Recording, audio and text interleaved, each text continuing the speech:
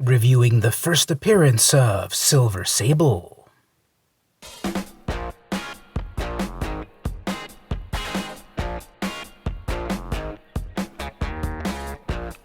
Hey everyone, it's VM Campos, comic book fan. Welcome to another episode of the weekly VM Campos Comic Book Club.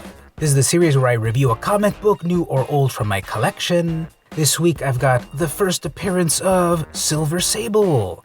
Now there's a lot of history behind this comic book, and this is going to be a long, loving video where I go through each page of the comic, so make sure you check down on the description to jump to the various chapters of what you care about the most. But if you're a true comic book fan, a true Spider-Man fan, you're going to watch this video from beginning to end and give me a couple of thumbs up. Give me all the thumbs up. Alright, a little bit behind the scenes info first. I got my very first comic. Legend has it that I got my very first comic at this time. But actually, this is not my very first comic. Legend has it that this is my very first comic. The following issue, number 266, is a comic from July 1985, Amazing Spider-Man number 266. This is my first Spider-Man comic book. Actually, this one is my very first Spider-Man comic book. You can tell because the staples are almost detaching, this corner over here is all messed up, and it's a newsstand edition. And there's also a big old bend right here, and inside the comic I actually drew on Spider-Man's face because I wanted him to have eyeballs. So this is my very first comic book ever. Legend has it. It's a longer story about why do I keep saying Legend has it. That's for another video. But anyway, this is my very first Spider-Man comic. Years later, then I also got the direct edition, and I got another nicer copy of the newsstand edition. It's in my collection over there somewhere. I should probably also get the Canadian price variant. I believe there was a 75-cent Canadian price variant, and then I'll have all of them. I'll have the direct edition, newsstand edition, my original edition, and the Canadian newsstand edition. But we're not talking about that. That's for another video. We're talking about the first appearance of Silver Sable. Oh, and then what's this? I've also got a newsstand edition of this same comic. Now, people are going crazy over newsstand edition, so if I were to show you this, which of these two comic books, if I was going to give this to you as a birthday present, which of these would you like? Most people would snap pick the newsstand edition. I would laugh at you and tell you, nope, what you actually want is the direct edition. But wait a minute, everyone wants a newsstand. Yes, everyone wants a newsstand after 1985, and more specifically in the 90s and moving forward. A little bit of history for you, because between the 30s and the 80s, people got their comic books at the newsstand. They only really published newsstand edition of comic books until just about 1980 or so, when this brand new thing was invented called the direct market, also known as specialty stores, also known as your local comic shop. Local comic shops between 1979 and 1985 or so were the rarity. Newsstands were the common way to get comic books.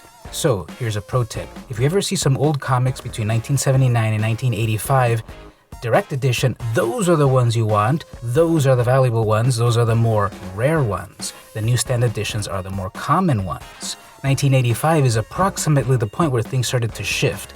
So it can kind of go both ways. It's more of a personal preference. What do you want on 1985? But on 1984, you want the direct edition, and on 1986, you want the newsstand edition. So there's your pro tip of the day, and I've got them both right here to show off.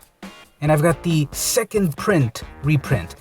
Second printings and subsequent printings are also another subject for another video at some point, because those are starting to get huge in the collectible world. Back in my day, a second print was like trash. You didn't even want it. You felt sad getting a second print. Nowadays, second print, third print, fourth print, fifth print, seventh print, ninth prints, those are also, depending on the book, of course, starting to be big bucks. But this is a reprint from 1992. This is Spider-Man's 30th anniversary. I remember that time. This is a reprint that they did years later after the original printing. So to my knowledge, there is only the direct edition comic shop version of the second print. If there is also a newsstand second print, I haven't seen any of them on eBay. If you've got one, share it in the comments. I don't know if they exist. I would think that they do, but I would think, why would they republish a comic from 1985 in the newsstands of 1992 and confuse all the kids and parents? So I'm pretty sure this only came out in comic shops, and it marks it here clearly. Reprinting the first appearance of Silver Sable with a cool silver cover. So we'll also look at this one in a bit after we go through the original comic. So just showing off all three copies that I've got here. Yeah, I need Canadian price variant, and maybe if there's a Newsstand of second print. So moving on to the book itself, here we have, this Venom. No, gentle reader, this is not Venom. This is Spider-Man's black costume. It was the symbiote, but he got rid of it on a previous issue, Web of Spider-Man #1. It was a living symbiote that he didn't want, that he got from Battle World for Secret Wars, and then he got rid of it, eventually became Venom. But at this point, he was wearing a cloth outfit. So, yep, he's got the black costume right here. He's got the Fox is back, and Spidey's got to save him. He's a character that debuted in, I believe, issue 255, 10 months ago, which was an older gentleman thief that Spider-Man always had a hard time actually turning in and capturing him because he had, like, Uncle Ben fetishes with him, I guess. He would always let him go, basically. So the Black Fox is back. And there's no indication this is the first appearance of Silver Sable, and she wouldn't appear on the cover until a few issues later. This is a Ron Friends, Joe Rubinstein cover. Lots of action going on. Guys shooting. Who are they? We'll find out who they are very soon. And the Black Fox falling, and Spider-Man, oh no, I'll save you, and so forth. And then the classic top Amazing Spider-Man top with the corner art box. Bring back the corner art box. And as I said, we're going to look here at the Newsstand edition. Let's see, does Spider-Man save him? One thing that I like about looking at old comics as well, is we'll dwell on it here and there, is the old ads. I love these old ads. You know, the trade paperback reprints are cool, but they don't have the original ads or other back matter, the extra material such as the letters column and such. Start your own Ripoffs, gang. Ripoffs, they're sporty, athletic shoes in a variety of styles and awesome colors. So yeah, pause that and read that on your own. This coupon doesn't work anymore, but I want to be part of the Ripoff gang. Anyway, the main story, Stan Lee presents Spider-Man After the Fox. Written by Tom DeFalco. Art with Ron Friends, penciler. Joseph Rubinstein, finisher. Phil Felix, letterer. Bob Sharon, colorist. Jim Owsley, editor. And Jim Shooter, editor-in-chief. June 1985. So we basically get this guy that loves to hire mercenaries to steal important stuff. There's the Black Fox. He's returned. He's saying, yeah, you're pretty amazing. You never get caught and whatever. Like, nope, I never get caught. But here comes the cop, so he has to bust out. And what he's going to steal the gem back. Stealing upon stealing. But, you know, that's what you got to do when you're a gentleman thief. He escapes. Someone is watching the action. Someone might have tipped them off. Who's watching the action? We'll find out soon. Fox is running away. There's a little bit of a car crash over here, fender bender, but they're one of the goons. Now, I notice this happens all the time. On the cover, the colors of this squad are these colors, but interior, they're a different color. So that always happens. And even the Black Fox, he's got red highlights here? I don't get it. He's black on the inside with blue highlights. Anyway, so this organization over here, Silver Sable International, will see that you are fully compensated for any damage to your vehicle, sir. So someone's after the Black Fox, someone with deep pockets, and the chase is on. I'm glad that my copy of this didn't have the little kid filling out this Oreo puzzle, because I know I did it in my own copies of these comics. They're clearly not 9.8s anymore in my case, but this one here, let me cover the answer. Try to challenge yourself to figure out what the puzzle is before I reveal the answers. 3, 2, 1, there's the answers.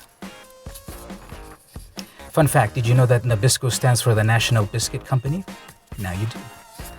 Here's another amazing ad. I remember these. These were the Reese's Pieces treats that you would get back in the day because of E.T. and all of that. And I remember this ad. It was so weird to me. Shudder, madafadas. I traveled 369,484,278,025 miles for Reese's Pieces. So he buys quite a few to take back. Hilarious. The other plotline that's going on is, Norman Osborn has just had his son Normie Osborn born. So either this one or the issue right before is the first appearance of Normie Osborn, who will eventually become Goblin Child when he got infected by the Carnage symbiote decades later, spoiler alert.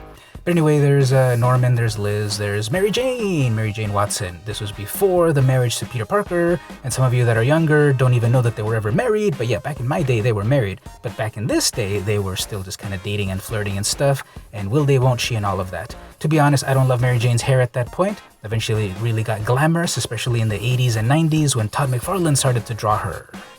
So these web slingers got to do what a web slinger's got to do. There's kind of a lot of drama going on recently with Aunt May being disappointed at Peter dropping out of college and the Black Cat breaking up with him. She was kind of being snobby. She was in love with Spider-Man, but not in love with Peter Parker. Peter actually revealed himself to her and saying, hey, this is me, I love you, this is all of me, what do you think? And she kind of recoiled in horror, so not cool, Black Cat. So anyway, he's having all of these problems, and he's, well, web slinging will help me out. He dons the classic costume, he goes out on the city, and he sees what the Fox is getting attacked, shot at, and everything, so Spider-Man is there to stop him. Black Fox escapes. Everyone's like, hey, watch out, what's going on here? So the Fox escapes and no one's happy. The mercenaries after Fox, the cops giving Spider-Man some guff, Spider-Man mouthing off, get off my back, Lieutenant Keating, I just stopped these maniacs from shooting up the streets. And then they fight and all of that, and then the mystery squad is also watching. Here's the classic Bonkers bubblegum of the day, another big hit from Bonkers, the Bonkers bike bag. How much did this cost? Get a Bonkers bike bag for $2.95 and 3 Bonkers labels. I will do some quick maths right here and put the value up on the screen about how much $2.95 is currently worth nowadays. But I remember the ads for these would be like these big fruits would fall on people's heads. I don't remember if they were actual TV commercials, most likely they were, but I remember the print ads were all about that, some fruits falling on top of people that just loved the gum. They were getting bonked by them. Get it? There's the classic ads that there would be in the comics about selling back issues. I remember this one where they never put in Thor's helmet's ears. And then, of course, yes, we did have the Body by Atlas and that sort of thing. Texas rattlesnake eggs and Marvel Supermart. Check out all of these conventions and such going on back in the 80s, back in the day.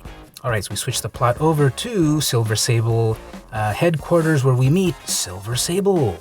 Silver Sable is someone that lives in the fictional nation of Symkaria, just like Latveria. Hate to break it to you, Latveria is not real. Dr. Doom doesn't actually live in Latveria in the real world, and Silver Sable is from a neighboring country somewhere in Central Europe, Symkaria. Here we're at the Symkarian embassy in New York. So basically it's revealed that someone paid Silver Sable's mercenary team $200,000 to apprehend the Black Fox. Here she is talking about it and training, and it's like the real life training, like come at me, and then she defeats all of them pretty handedly. That's her morning workout. Yep, bouncing around, jumping around, incapacitating perfectly without breaking a sweat. Everything's working out pretty well. Who's this creepy lady in the back? Oh, she comes out with a knife. Death to Silver Sable. Silver Sable must die. She incapacitates her pretty easily. They find out, wait a minute, this isn't one of our regular people. I believe you're right, Uncle Morty. Probably an assassin sent by my old enemy. Have her interrogated. You could have been killed. Anything is possible. I'll be in the jacuzzi if you need me further. Yep, cool, collected, and tough. That's what Silver Sable's all about. Switch back to the plot over here with Aunt May having sad feelings about turning her back on Peter because he quit college and so forth. At the time, Aunt May was dating Nathan, and they have some words about what happened, and Nathan convinces her, come on, May, call him. He misses you, you miss him, bury the hatchet and such. So she uses her old iPhone, the old landline, and calls Peter, but at the same time, Peter's calling her back. And at that time, there was no such thing as call waiting and voicemails and such, so they didn't make the connection. They were both trying to contact each other, and they couldn't at that moment. So he's like, okay, well, gotta go do some more web slinging, and then this time he switches up to the black costume. I always like that they had these reminders about go check issue 256 for this, and 99 of Spectacular Spider-Man for this and that. So anyway, he goes off to web sling again in the black costume. I personally always liked it much more, even though it has the connection nowadays with Venom. Now they've brought it back here and there throughout the years, but this is back in the day when no one really had any indication of exactly what Venom would be. So adventures are happening. He's going throughout the city. He's being watched by the Silver Sable team, Black Fox is in a seedy bar. Eventually they will cross paths. Spider-Man, of course, realizes he's being followed. He's got spider sense. You can't sneak up on him. And then he's leaving. They alert Silver Sable that Fox is about to leave the country and they gotta go get him. So Spider-Man finds him first, although Spider-Man doesn't know anything about Silver Sable just yet. So they're kind of going on their own thing. More of this amazing extra material. Here's a choose your own adventure sort of thing. I remember those. You would read a few pages in the book. Go to page 12 if you go into the cave. Go to page 17 if you go into the forest. Those were amazing. And then a comic convention right here, the 1985 Manhattan Comic-Con. Amazing. I would love to have been able to check out one of those back in the day. Is this hotel even still around? The Roosevelt Hotel in 45th Avenue. $12. It's $9 via Ticketron or $12 at the door. Amazing. More action happens over here. The Fox is cornered by Silver Sable's crew. Action ensues. Spider-Man sees stuff's going on. He's going to rescue him again. He's got not an Oedipal complex, not an Electra complex, but an uncle complex, where he sees the Black Fox as the old uncle that he never had. Uncle Ben, of course, getting murdered is the impetus of Peter Parker becoming Spider-Man. With great power comes great responsibility and such. And so he's always got a sweet spot with the Fox. Here's another one of these amazing full-page ads. This must have cost a pretty penny. Comic books for sale. So pause the video here and look at all of the amazing prices of all of the amazing comics that now are worth 50,000 times more. Those were the days. The story continues. He talks to the Fox. He's trying to convince him, come on, let me go, whatever. There's one final score, my family, blah, blah, blah. Which, of course, is all a lie. But Peter falls for it because, again, he's got that uncle complex. And he's like, yeah, okay, get out of here. I don't want to catch you again, and so forth. So he helps him get away, and the Fox says, yeah, sucker, I'll see you later. And how about some prizes? Or cash? I think I fell into this a long time ago and tried to do it. It's a complete scam. As for Bridget, I should have called her and told her it was a scam. So anyway, the Fox escapes. He thinks he's home free, but whoops, Spider-Man managed to have some sticky fingers and took the diamonds back for himself. So he gets nothing, but he got his freedom. That's when Silver Sable appears and says, hey, congratulations, Spider-Man. You've broken quite a few laws tonight and cost my company, Silver Sable International, a sizable fee. I am not very pleased with you. And that's their first meeting. Spider-Man's a little snippy. She's intrigued. He swings off. What a thoroughly intriguing man. I must learn more about him.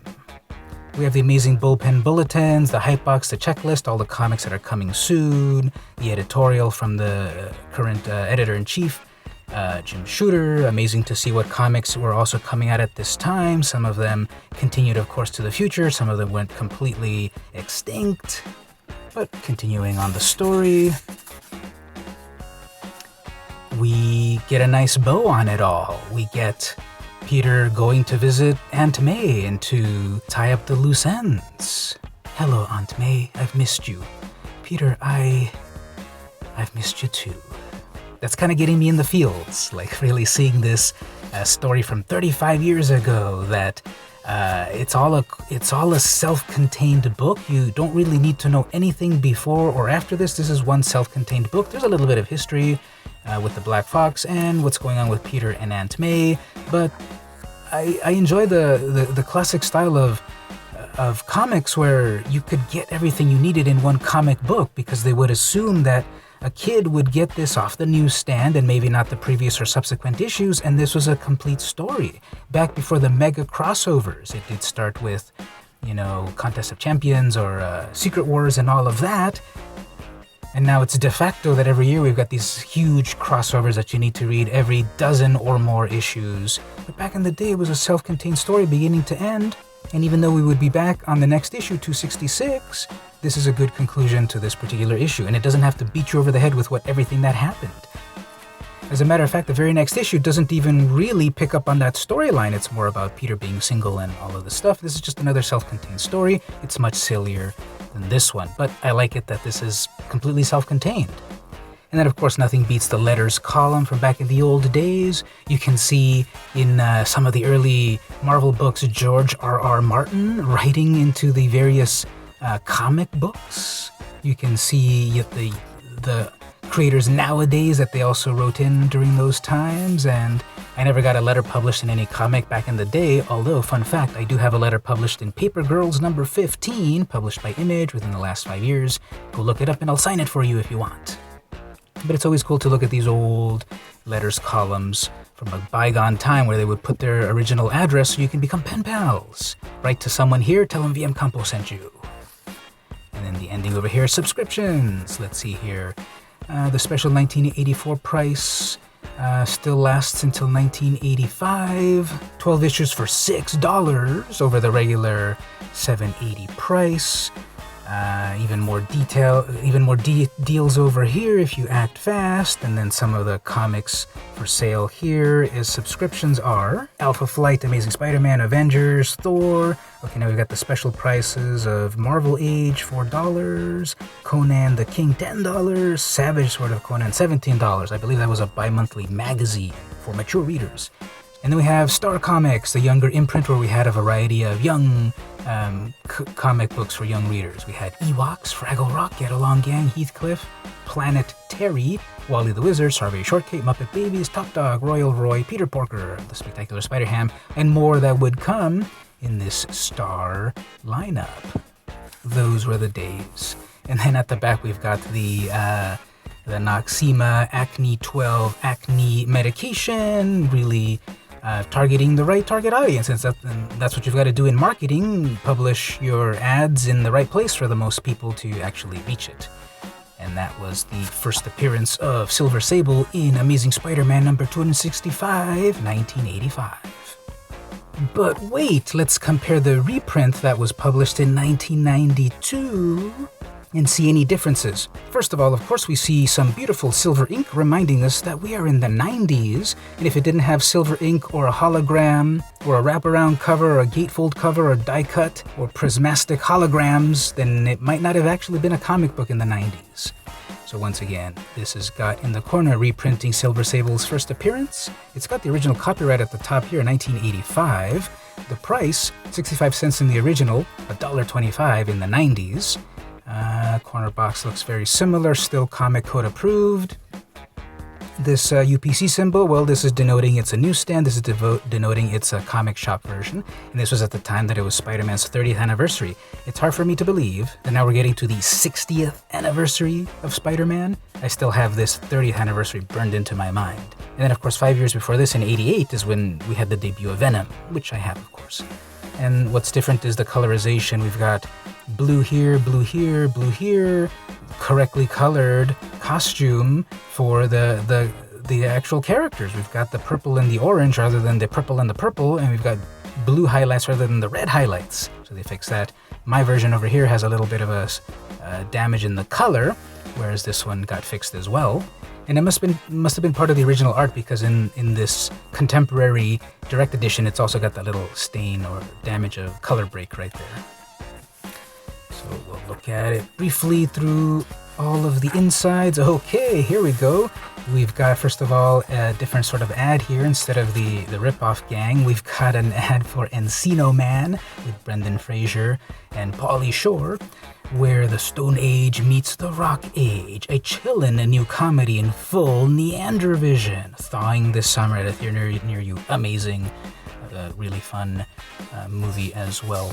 Then the interior art, the newsprint is slightly different. Well, the original, of course, is older and then cheaper quality, slightly better quality here. Indicia is pretty much the same, except that it's noted down here as the bottom as second printing.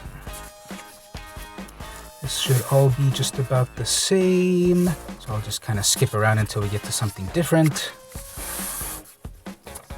Such as the original ad over here for Oreos, but then in the new ad we have Lick This. So we started to get into the generation of sour candy. What do you think? Do you like sour candy? Would you rather have one of these sweet tarts or one of these Oreos?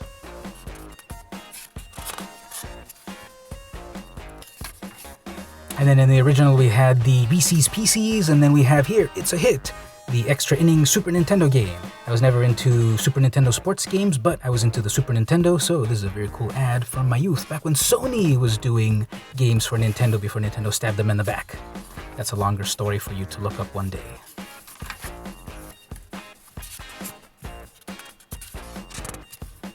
Alright, here's a big change. We've got, let's see here, from this story point over here, we have the Bonkers ad ad, but then we've got a 2-page spread of sports cards. And the second page over here is actually then taking over this page over here. Wasn't expecting that it would change it that much. I would think that it would have the same ads throughout, but this is actually going to alter the flow of the comic. So then it happens over here that we see the next page, which is over here. And then we've got that next page over here. So it reads a little bit different that we've got this later after a stern lecture, and then we jump over to the Symkarian embassy. I think it was better in the original that it had a whole page turn so that you absorb what happened here before the reveal of the Symkarian embassy right here. Although I guess it still has the ad. There's a story, then an ad, then more story, whereas here we had story, ad, then story. So I don't know how I feel about that. I'm going to defer to the original pacing of things. Then we switch over here. We've got the 2-page. That continues. The 2-page Silver Sable workout. Just checking to confirm that they didn't up her cup size to fit with the 90s. Nope, still looks normal. And then we've got the attack. Moving on. And some more story. A couple more pages of story. Alright, here we go. So then we've got story with Spider-Man meeting the Fox. Oh, okay. Here we have continuing the story, whereas in the original we've got an ad. So the plot continues with action unbroken. On that sense, I like that. There's action unbroken, so it should continue, but instead we get an ad in the original. Then we have the ad. Okay, it's a 2-page ad coming up after that.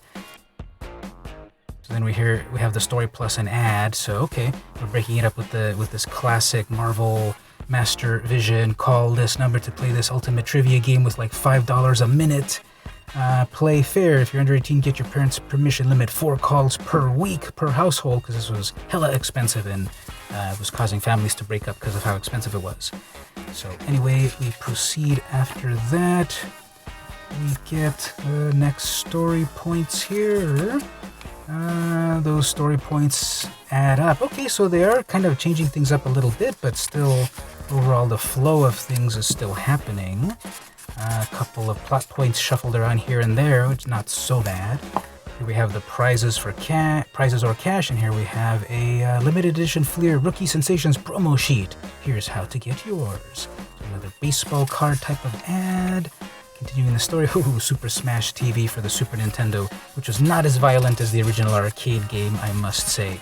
Oh, this is the biggest change right here, the biggest tragedy.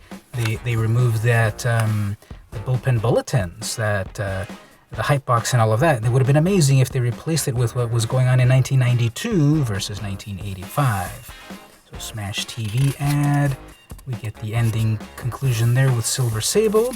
We get the final page over here with Aunt May about to reconcile with Peter, giving me all of the feels. Beautiful color on that.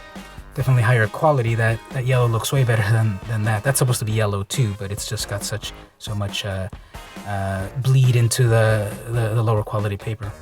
And then we've got another tragedy that's lost. The pen pal letters now are replaced with a house ad, so it's the new warriors, heroes on the cutting edge for the next generation, giant 25th anniversary. Let's see, how many of these can I name off the top of my head? We have Namorita, we have Firestar, Night Thrasher, Speedball, Darkhawk. I have his name on the tip of my tongue. Is that Power Man? I don't think that's Power Man, but it might be Power Man. And Nova. Those are the names that pop out for me at the moment. Of course, we did the special die-cut cover. It wouldn't be comics in the 90s without a special gimmick cover. And then going on here, we've got, subscriptions. Look at this. Look at the change in subscriptions. Let's see here. So from Group 1, you can get 12 issues for $15. Group 2, we have a variety of prices such as $18, $21, up to $27. $27 for Gru? Now, I love Gru, but $27 for Gru? Anyway, that's the big change in subscriptions. And then we've got the Star Comics subscription over here, the Young Reader subscription. And we've got Simpsons Madness on NES, SNES, and Genesis. The original Bart vs. the Space Mutants was a horrible game. I never passed it until decades later. I never really played the sequels of these games from Flying Edge. I love what they do nowadays. And then the final page, instead of a pimple ad, we have another one of these Fleer ads for basketball cards this time. And that's it. That's my long, loving look at Amazing Spider-Man number 265, the first appearance of Silver Sable. We browsed the Newsstand edition of the original comic book. I've also got the direct edition at the time, and then the reprint from 1992. It was a really cool nostalgia trip to go back to some of this early Spider-Man. As I said, the subsequent issue is my very first Spider-Man comic, which I still have here, but then I actually didn't start to read Spider-Man comics until a few years later, 1987, and that was with the amazing Kraven's Last Hunt storyline. What a way to get into comics. At 9 years old, I'm seeing these stories about mental illness, cannibalism, near-death experiences, and all of this really heavy stuff. Because by this time we hadn't seen the dark and gritty 80s start to permeate Spider-Man comics yet. We haven't had The Dark Knight Returns and Watchmen start to affect what comic books were at the time, or the Daredevil, Frank Miller Daredevil run. And eventually that dark and grittiness would affect all comic books, including Spider-Man, with Kraven's Last Hunt. Such an amazing story. If you like this video, don't forget to like, comment, share, subscribe, ring the bell, battle the Minotaur, do all that good stuff. I really appreciate it. If you really enjoy my stuff, consider pledging here by pressing join on YouTube, become part of the VmCrew to unlock perks, but then also just to keep me funded and keep me going.